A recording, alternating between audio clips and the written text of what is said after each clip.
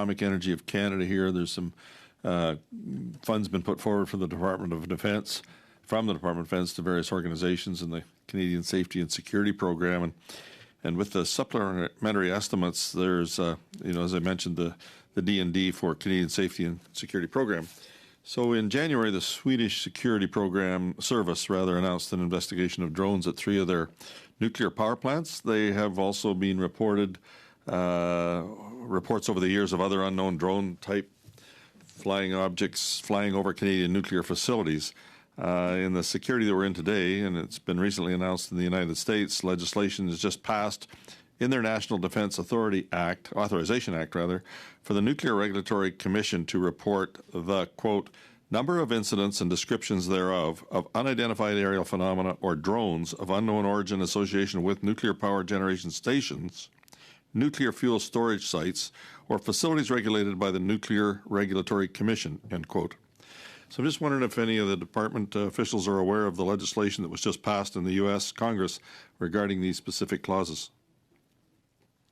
Thank you very much, Mr. Chair, for the question. I must admit I am not familiar with that. I can say, however, that overall security of our nuclear facilities is obviously something that's of extraordinary importance, including through the regulators' functions. Thanks. I'll send you the information. We'll make it available to you. And have you received reports on these drones or unidentified aerial phenomena near Canadian nuclear facilities? I have not. So I guess, can you ask your officials to inquire and report back to the committee in writing anything they know about them? We can do so. Okay, yes. Thank you. And are reports of violations reported in and around nuclear facilities publicly disclosed? I'm sorry, Mr. Chair, perhaps I could turn to one of my colleagues who is more directly responsible for nuclear. Molly Johnson may have more detailed information with respect to that question. Molly?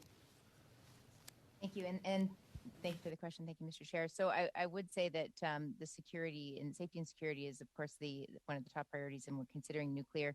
We can check and confirm on the drone issue specifically and the reporting that's available and get back to you. With its allies, with partners of the United States, as appropriate to better assess the nature and extent of unidentified aerial phenomena.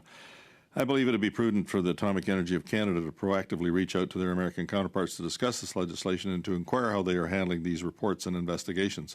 Would you be open to reaching out to the American Nuclear Regulatory Commission to start this important conversation? We certainly take that under advisement.